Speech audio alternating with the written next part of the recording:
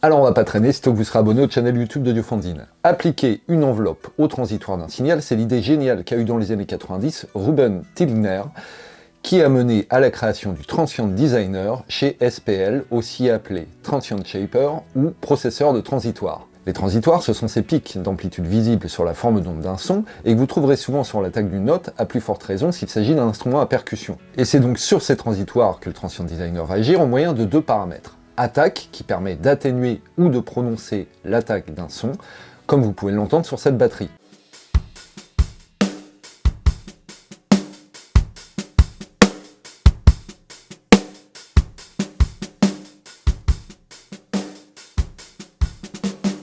Quant à Sustain, il permet d'allonger ou de réduire le soutien, ce qui sera pratique par exemple sur une batterie pour faire remonter le son de pièce ou au contraire pour atténuer une reverb trop envahissante.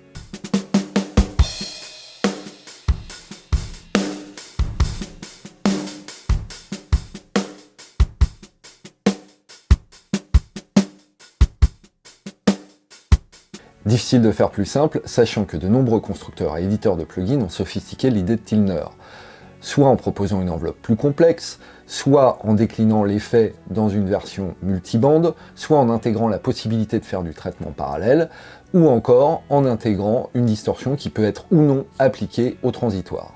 Bref, c'est un outil à la fois très puissant et très simple, autrement plus simple à régler qu'un compresseur, et qui se voit livré avec la plupart des stades. Si tel n'est pas le cas, n'hésitez pas à aller télécharger le freeware Crack de Surreal Machines, ou encore Impact du même éditeur, Smack de Waves, Embre Transient de Melda, ou encore Transient Shaper de Kilohertz, sachant que tous ces plugins sont plus ou moins riches fonctionnellement, mais qu'ils sont du coup plus ou moins complexes aussi à régler. Sur ce, n'hésitez pas à commenter, partager, liker cette vidéo. Ciao!